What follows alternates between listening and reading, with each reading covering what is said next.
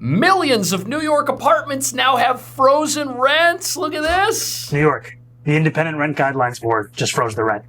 That means if you're one of the more than 2 million New Yorkers who lives in a rent-stabilized apartment, your rent's going to be frozen next year. What? From the top of a balcony to down by the stage, rent-stabilized New Yorkers erupted in celebration. For the first time ever, the Rent Guidelines Board voted to freeze rents on both 1- and 2-year leases. A historic decision that means more than 1 million New Yorkers living in rent-stabilized apartments won't pay $1 more in rent for the next 2 years. All but one board member voted in favor of the measure, with Mayor Zohran Mamdani calling it a historic victory for New Yorkers. It means everything. It means that our voices were heard, finally. Bronx tenant Ann Maiden says she can finally breathe again. But landlords called the whole process a sham. A sham? Just hours before the vote, Christina Smith, a member of the board who represented landlords, resigned from her post, accusing the panel of ignoring data because it was required to deliver a freeze. Building owners say the decision means there will be less investment in maintenance and repairs, ultimately hurting renters. So the renters lose. We have to lay off some of the supers. Only choice. It's a business. People don't get it. I'm so proud of people my age and young people getting together and forming coalitions. But they don't understand. This just doomed New York City's supply of apartments. There will now be less apartments for multiple reasons, and here's the biggest one. I feel like I'm standing in a time capsule from the 70s. This is a one-bedroom apartment in the Bronx that rents for $811 a month. Okay. That's if the landlord were to actually put it up for rent. This is a rent-stabilized apartment, but look around. The landlord says there is so much work that has to be done here to bring it up to code that it doesn't make financial sense to rent it out. The owner is deciding to lose less money by just keeping it vacant. Chipped and peeling lead paint, an outdated bathroom, and that red carpet, far from luxurious. Not exactly the red carpet people want to walk into. Kenny Burgos is the CEO of the New York Apartment Association and advocates on behalf of landlords who own rent-stabilized apartments, like this one in Mount Eden. It's been vacant since the last tenant moved out around 2021. And now its rent is frozen forever. So the laws in New York were already so bad. This place, which is pretty big, was being lived in by no one, and now that's definitely going to remain the case, but wait till you hear why. Why is this apartment still vacant so many years later? Because the law today says that when the tenant moves out, you still, of course, before law and after, you would have to upgrade and renovate this unit and bring it up to the current housing standard of 2026. The difference is now the law says we don't really care what you spend. You cannot change the rent from the previous tenants. A 2019 change to the state's rent laws got rid of the 20% vacancy bonus, where landlords could hike rents for new tenants. It's really a crisis. Assemblywoman Linda Rosenthal, chair of the Housing Committee, voted for that bill.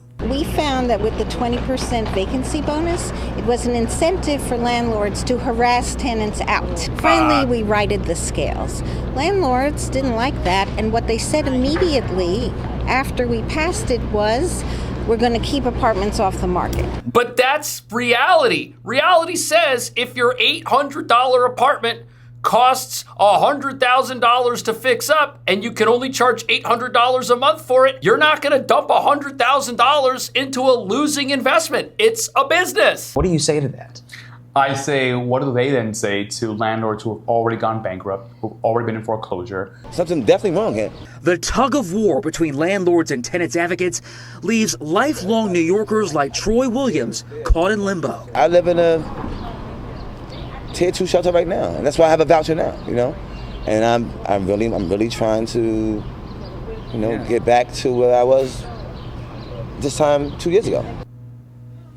So just how many rent-stabilized apartments are sitting empty with low rents that need extensive repairs? Question. Well, we actually just got an answer from the city's Department of Housing Preservation and Development. A survey found just under 2,500 units that have been vacant for a year or more, needing extensive repairs with rents below $1,000. Of course, these are units sitting empty when so many are desperate for an affordable place to live. And that's just the units they know about. When this law passed back in 2019 that capped all these rents and said no more rent increases on the stabilized apartments when somebody moves out, even if you renovate, you know what landlords started doing? If they had a stabilized apartment right here and then next to it they had a free market apartment, when both were empty, guess what they did? They combined them and made the free market apartment much larger and jacked up the rent on the whole thing. So a lot of these apartments, when this law was passed, vanished and are never coming back. But it gets even worse because all the people celebrating, they don't understand where this is going to lead them. It's just cosplaying fairness. This isn't real fairness. Oh. Jan Lee, whose family has owned this Chinatown building for nearly a century, is crying foul, accusing the Rent Guidelines Board of freezing rent, despite mounds of data he says shows rising costs for landlords. They're not even hiding the bias anymore. The mayor had campaigned on a rent freeze. He appoints 75% of the board, and now he's got his hand on the scale. Just hours before Thursday's meeting, drama unfolded when Christina Smith, a member of the board who represented landlords, resigned from her post, accusing the process of being broken and unjust. Which it is. But it did little to sway the result, as the Rent Guidelines Board voted 7-1 in an historic first to approve a 0% increase on both 1- and 2-year leases. So here's the thing you got to understand. In order for this to work, you can freeze the rents, sure. But what about freezing the taxes that the landlord pays? What about freezing the landlord's insurance, which goes up every single year? What about freezing the landlord's utility costs, which in New York are some of the highest in the entire country? Remember, these landlords, they have to pay for hot water, cold water, and heat, and all that stuff's going up. Meanwhile, rents are frozen. It does not make sense to rent these apartments out anymore. It makes sense to instead keep them off the market forever because you're losing money renting them to people. Renters say the measure was necessary as they struggle to combat inflation and cuts to social services. What about the landlord's inflation? It's going to do so much to really affect my life in a good way. I feel very good because in New York, that's one of the biggest problems that we have. You know, rent is high and we really needed it stabilized. Mayor Mamdani, who campaigned on freezing the rent, insisted the board's decision would be fair and impartial. Okay, well, he appointed every single person on the board, but check this out. The $800 apartment we saw, if the rent were to go up 2% instead of 0, it would have been a $16 a month increase, which means the people cheering are happy about saving 20 bucks. Like, this is not even enough money to get yourself a Big Mac meal at a McDonald's in New York City. You can't even do that. So what are people saving? There is no savings here. On a $2,000 apartment, you're saving 40 bucks a month. Like, is that money? Yeah, it is. But that kind of money doesn't go very far in New York. Things are already so expensive, already so overpriced here. This doesn't actually help. But what it does is hurt. And maybe that's why the mayor is so excited about this. Will ultimately hurt. Yep. If we keep eroding one side of the equation, something's got to give, and the people in those buildings are going to suffer. So there has to be some kind of fairness and recognition of the math. Landlords are always saying, like, it's wonderful, I know, we want to have decent rent. But at the same time, landlords are like, we also have to maintain the building, and we have taxes, and we have all that stuff. So there are two sides to this story. Absolutely. Building's going to collapse. A very valid discussion that's happening in New York City, which is, can landlords absorb this rent freeze for 2 years or even longer? And there's going to have to be some compromises that are made behind the scenes on how landlords are going to maintain those costs. Okay. Yeah, how do renters compromises. know if they live that in means stabilized firing apartment? people. This is no longer just a city that is a playground for the rich. This is a city for the working people who make it run, and we are making it run for us. But the rent's still too high for most people, and it's now it's frozen. It's gonna stay that way. Struggling to figure out how we're gonna make ends meet. Yeah. For years, landlords have run this city, and this is like a new era of tenant power. We have a rent-freeze mayor. Hundreds of people came out and testified, thousands online. Like, landlords' days are over. Tenants are in power now. Landlords' days are over. It feels amazing. Landlords who say they are struggling with rising costs like fuel and insurance, though, lambasting the decision. Listen to this. The whole process is such a farce. We're gonna have to cut back. We'll have to lay off people. We'll have to lay off some of the supers. Only choice. It's a business. People don't get it. This is a business. It's not a choice that you think this is for free. So, rents just got frozen, so people who already have an $800 apartment can always have an $800 apartment instead of an $810 apartment next year. And what that means is the person who cleans the building just got fired. Because you know what? There's not enough money around to pay him anymore. Now the building stinks. Now it's gonna start falling apart. What a disaster. Freezing. your rent. Mayor Mamdani made it a signature issue in his campaign, then followed through on his pledge to appoint half a dozen members of the 9-member board. Buildings with rent-stabilized apartments saw their revenue So he increase by appointed more than everyone on the 6% board. last year. But while the outcome seemed like a foregone conclusion, it did not come without drama. It was rigged. This morning, Christina Smith, a board member appointed to represent landlords, abruptly resigned, claiming the mayor stacked the deck. The mayor, for his part, in a statement tonight, calling it a historic victory for tenants, adding, "This is the relief that working people across our city deserve." Except for the working people who used to work on the buildings and now can't because they just lost their jobs. And look, as somebody that used to live in a rent-stabilized apartment in New York City, in the exact same neighborhood where the mayor of New York himself used to live, Astoria, Queens, I can tell you that having one of these apartments, it might sound good at first, but it's actually a trap. It totally messes up your ability to stay upwardly mobile in New York, because if you get into one of these places, my rent at the time was $1,800 a month. We got in, the increases were minimal, but when it came time for us to move into something else, all of the other rents had gone up astronomically outside of this stabilized place. So in order to jump to a bigger apartment, to an actual 2-bedroom, because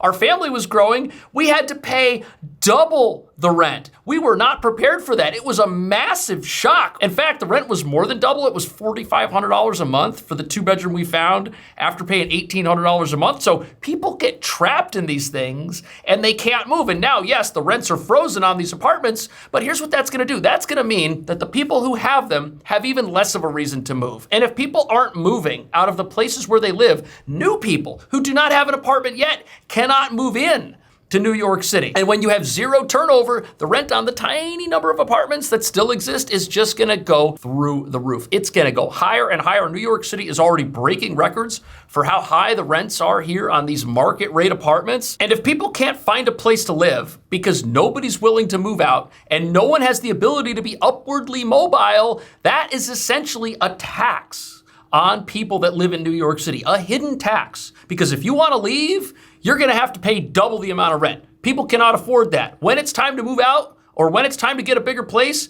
people either have to vanish or forego opportunities in life just to stay in a place that was built hundreds of years ago and is falling apart. What a nightmare. And what this basically means is the only way to stay in New York City now is to get a rent-stabilized apartment and to literally do nothing other than live there. Don't move in with other people, don't get married, don't have a family, don't have a bunch of kids, because you're not gonna be able to fit. Do Democrats have a problem on their hands now that, Obama and Mamdani, they're two true leaders, neither of them can run for president in 28? Well, Mamdani was here, as you know, twice. And he's a very nice guy. He's a charming guy, good-looking guy. We talk, but you can't raise taxes on people when you force them to leave your state or your city, and they're leaving and they're going to Florida. Most of them are going down to Palm Beach and Miami. And that's the other end of this that nobody's talking about. So you've got these frozen rents. Yes, if you can get an apartment with frozen rent, you might be sitting pretty until the building you're sitting in ends up collapsing around you and you have to move out and you become homeless anyways. But the few people who end up earning enough money to move out of that apartment and pay much more for something else, if their life expands, well, they're gonna get hit extra hard by all of the new taxes that are coming, which means they're gonna have to move out, or they're gonna have to stay and pay exorbitant amounts of money to live in a city that essentially hates them and doesn't wanna see people being upwardly mobile. And this is a massive problem, because this frozen rent could really hurt the job market in New York City in ways that nobody's talking about either. Because let's say that there are very few available apartments. Well, how do you expand your business in New York City? How does a company like JP Morgan bring in a whole bunch of people and build a new office and bring in a ton of jobs? You can't do that because there aren't places for people to live. And every single time buildings get built in New York right now, because rents are so expensive, most of the places that get built, what are they? They're 1-bedrooms, they're studio apartments. You might find a couple of 2-bedrooms. It was very hard for us to find the 3-bedroom apartment that we just moved out of because there are so few of these. And nobody wants to admit that what that means is if you have only studios and 1-bedroom apartments, and those are the entry-level apartments that are on the market that people can move into for $3,000, $4,000 a month, it's either that or it's a bedroom somewhere where you have a roommate. What that means is the only people that can come into New York and even get established or start doing that are people who have no other entanglements. These are going to be single people, people who most likely just graduated college, people who are starting out in the workforce potentially. That means that if you start your company in New York or you want to expand your business in New York, you can really only expand entry-level positions. It's going to be a lot harder to bring in people who have talent and are already successful because perhaps those people have more entanglements in life. Perhaps they have a bunch of kids. Perhaps they have a big family. Perhaps they want to have more than just a shoebox somewhere, and shoeboxes are all that's available. It's going to be hard to attract top talent. Entry-level talent, yes, but top talent, no. And that's going to mean that companies that really want to do something and really want to accomplish something and want to pay people lots of money to come here, well, they're not going to be able to do that in New York because there's going to be nowhere for those people to live. It's not like we're going to have a whole bunch of rent-stabilized apartments popping up. Now, if anything, we're going to have even fewer of them, and nobody wants to admit that what this just did was basically give 2 million people a handout at the expense of everybody else who lives in this city. How is this any different than vote buying? If you're the mayor and you tell 2 million people that they're not going to get a rent increase if they elect you, why would they vote for somebody who doesn't tell them that? The only way that somebody in the mayoral election that brought the city, Mayor Mamdani, could have won would be to out Mamdani. Mamdani wants to freeze your rent? It's already too high. If you elect me, I won't freeze it. I'll bring it down. I'll pay you to live in this city, which is the only fair way to do this because this city's been stealing from you. These landlords are stealing from you. Freezing the rent, that just means they're gonna keep doing it. I'm gonna bring it down. Only problem is that attitude would have got somebody elected who might be even worse. This is crazy. New York's housing situation is just gonna get worse after this rent freeze. And here's what's gonna happen. You're gonna have people that have frozen rent, and for a few years before the building they're living in collapses, they're gonna say, you know what, this is great. Mayor Mamdani froze my rent, saved me all kinds of money. But then you're gonna have people that don't live in a rent-stabilized apartment. These are gonna be people that live in a free market apartment, and they're gonna say, hey, what about us? Hey, Mr. Mayor Mamdani, what about us? We want a rent freeze too. And then the skids will be greased for the city council to introduce city-wide rent control, freezing the rent for all apartments in New York City. You see, that's what's next on the table here. City-wide frozen rent. 0 rent increases for anyone. And then wait till you see what a disaster we got on our hands here. Thank you for watching. See you in the next video.